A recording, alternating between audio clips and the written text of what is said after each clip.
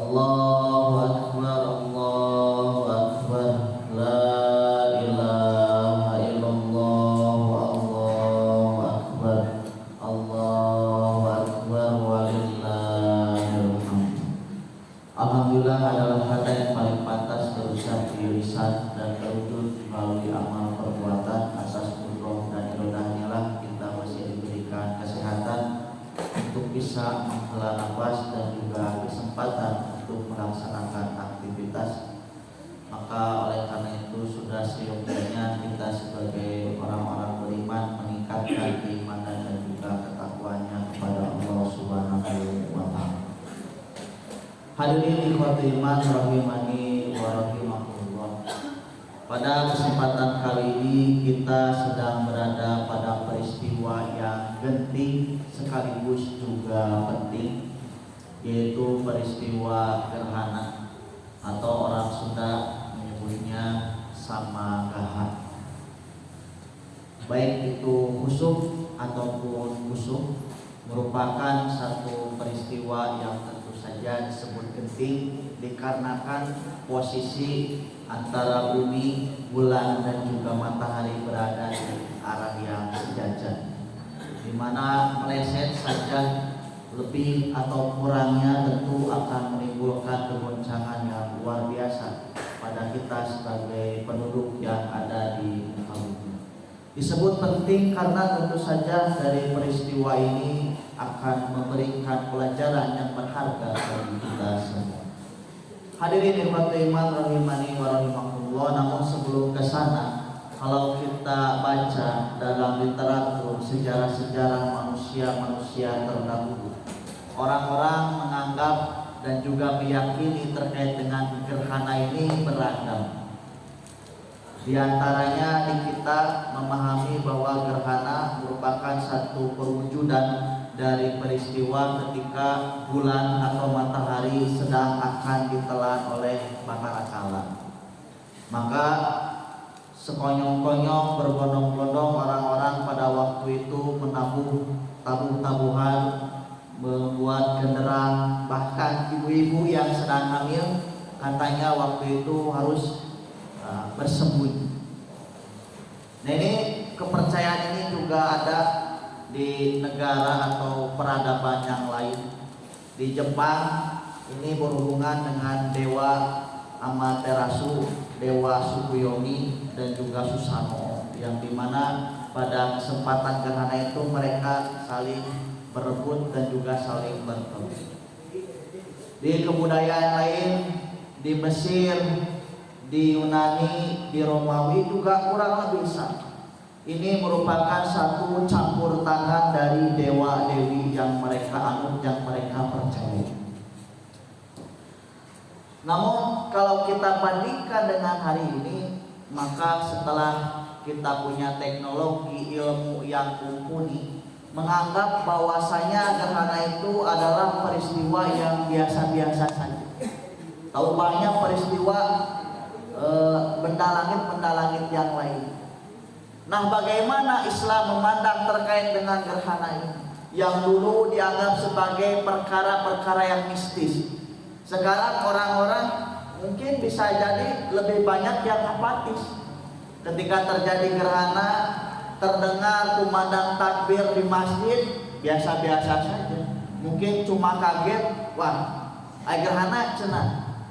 Ya. Tapi apakah bersegera ke masjid? Ternyata tidak. Maka Islam mengajarkan terkait dengan peristiwa gerhana ini, kita itu dituntun agar menjadi orang-orang yang logis sekaligus juga antusias. Logis ketika Nabi mengatakan inna syamsa wal qamara ayatani min ayatillah. Sesungguhnya matahari dan bulan adalah dua tanda dari tanda-tanda kekuasaan Allah. La yaksifani limauti ahadin wala lihayat. Di mana keduanya tidaklah terjadi gerhana karena disebabkan mati atau hidupnya seseorang.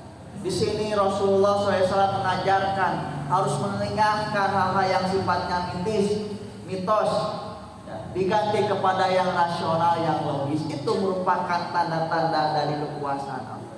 tapi juga jangan bersifat apatis. Makanya Nabi memerintahkan faiza ra'aitum syai'an min dzalika, jika kamu melihat saja terjadi gerhana meskipun kontaknya sedikit, fafza'u, maka bersegeralah. Fazia itu bersegera dengan nada spontan kaget. Untuk apa? Ila dzikrillah, untuk berzikir mengingat Allah. Wastighfarihi, meminta ampun kepadanya, wa du'aihi, dan juga berdoa kepadanya. Dalam riwayat yang lain sebagaimana yang kemudian kita amalkan hari ini, fadzkurullaha, berzikir kepada Allah, wa kabbiru, bertakbirlah, wa shollu, salatlah, wa tasaddaqu, dan bersedekah. Nah, hadirin ikhwati iman rahimani wa rahimakumullah. Kenapa disebut sebagai ayatan min ayatillah, dua tanda dari tanda-tanda kekuasaan Allah? Ingat bahwasanya Allah telah menurunkan, memperlihatkan kepada kita semua bukan saja ayat-ayat yang dibaca, ayat-ayat Qur'aniyah, tapi kemudian juga ada ayat-ayat yang disebut oleh para ulama sebagai ayat-ayat kauniyah, ayat-ayat alam. Bahkan banyak sekali kalau kita perhatikan ayat-ayat Qur'annya yang kemudian mengajak kita untuk berkontemplasi, mengajak kita untuk merenung, mengajak kita untuk berpikir tentang penciptaan langit dan bumi. Di antaranya Allah Subhanahu wa taala berdialog dengan kita. Qul ara'aytum in ja'alallahu 'alaikumul laila sarmadan ila yaumil qiyamah. Katakan, apa pendapat kamu kalau Allah jadikan malam itu selamanya sampai hari kiamat, terus saja malam, tidak pernah muncul yang namanya siang. Man ilahun ghairullah, maka siapa Tuhan selain Allah, yatikum bidia, yang mampu mendatangkan cahaya. Ataupun sebaliknya, qul ara'aytum, apa pendapat kalian, in ja'alallahu, jika Allah menjadikan alaikumun nahara sarmadan ila yaumil qiyamah, siang itu selamanya, tidak pernah terjadi yang namanya malam. Man ilahun ghairullah, maka siapa Tuhan selain Allah, yatikum bilailin taskununa bih, yang mendatangkan malam di mana kamu bisa beristirahat di malam tersebut. Nah, hadirin ikhwati iman rahimani wa rahimakumullah, maka tidaklah aneh bahwasanya sebagai orang-orang beriman harus bisa memadukan antara kekuatan zikir dan juga kekuatan pikirnya, antara tadabur dan juga tafakkurnya. Makanya ketika Allah menyebut inna fi khalqis samawati wal ard wa ikhtilafil laili wan nahar la ayatil liulil albab, sesungguhnya pada penciptaan langit dan bumi dan juga pergantian siang dan malam itu pasti ada tanda-tanda bagi orang yang punya akal hati. Siapa yang disebut oleh Allah sebagai orang yang punya akal dan hati, bisa memaksimalkan akal dan hati yang Allah berikan? Ternyata alladzina yadhkurunallaha qiyaman wa qu'udan wa 'ala junubihim, yaitu orang-orang yang berzikir mengingat Allah baik dalam keadaan berdiri, duduk ataupun berbaring.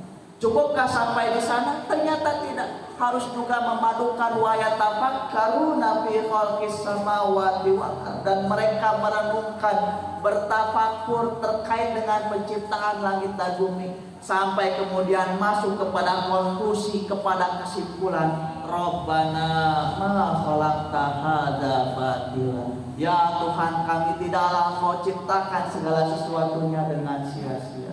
Hadirin ikhwatu iman rahimani wa rahimakumullah, maka lewat momentum dari peristiwa gerhana ini kita sebagai orang-orang yang beriman diingatkan oleh Allah Subhanahu wa taala bahwa kita itu harus memperbanyak merenung, memperbanyak tafakur. Kenapa? Kadang kita lupa bahwa tafakur, merenung, berkontemplasi, bahasa Sundanya mungkin ngawal, itu bisa jadi merupakan bagian dari ibadah, bahkan ibadah yang mulia. Dalam satu keterangan disebutkan bahwa tafakkar saat, bertafakurlah kamu, merenunglah kamu walaupun itu sesaat, karena tafakkar saat, merenung sesaat saja, khairun min ibadati arba'ina sanah, bisa jadi lebih baik daripada beribadah 40 tahun tentu saja tanpa merenung, tanpa bertafakur. Nah, hadirin ikhwatul iman rahimani wa rahimakumullah, apalagi hari ini di zaman yang serba cepat, serba orang itu berkompetisi, media sosial yang amat sangat banyak informasi kita dapatkan, banjir informasi. Di sana kita kehilangan ruh kita, kehilangan jati diri kita. Kita terhanyut di dalam medsos, di dalam TikTok, di dalam IG, berjam-jam tak terasa tangan kita scroll, ternyata waktu telah habis. Kita lupa bahwasanya ada ruh yang hilang dari diri kita. Apa itu? Tafakur. Karena tafakur ini adalah suatu hal yang berharga. Hari ini manusia modern sudah lupa untuk bertafakur. Kenapa?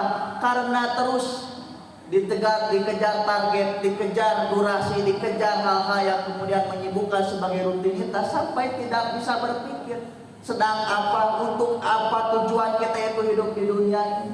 Maka lewat momentum gerhana ini kita kemudian diingatkan oleh Allah Subhanahu wa taala untuk bertafakur, untuk merenungkan segala sesuatu yang bisa menjadi keselamatan, kebahagiaan kita kelak di akhirat.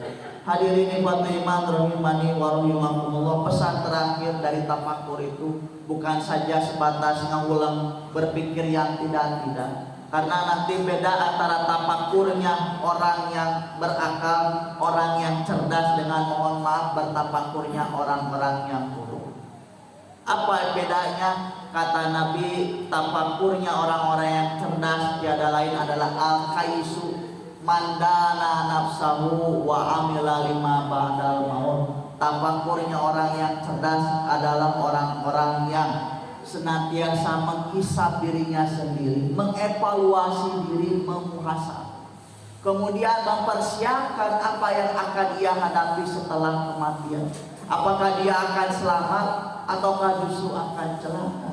Wal ajizu, sedangkan yang bodoh, yang lemah adalah orang-orang yang disebut oleh Nabi Shallallahu Alaihi Wasallam itu mempunyai angan-angan yang tinggi kepada Allah Subhanahu wa taala, tapi kemudian terbawa oleh hawa nafsunya. Janganlah kita termasuk kepada orang-orang tersebut. Hadirin ikhwatul iman rahimani wa rahimakumullah, ada pepatah yang mengatakan bahwasanya hidup yang tidak direnungkan adalah hidup yang tidak layak untuk diperjuangkan.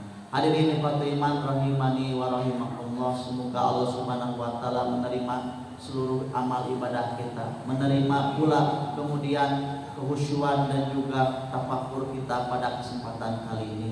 Allahumma anta rabbuna farzuqna istiqamah, rabbana la tuzigh qulubana ba'da idh hadaitana wa hab lana min ladunka rahmah innaka antal wahhab, rabbana hab lana min azwajina wa dzurriyyatina qurrata a'yun waj'alna lil muttaqina imama. Rabbana atina fid dunya hasanah wa fil akhirati hasanah wa qina adzabannar. Aku qouli hadza wa astaghfirullah li wa lakum. Wassalamualaikum warahmatullahi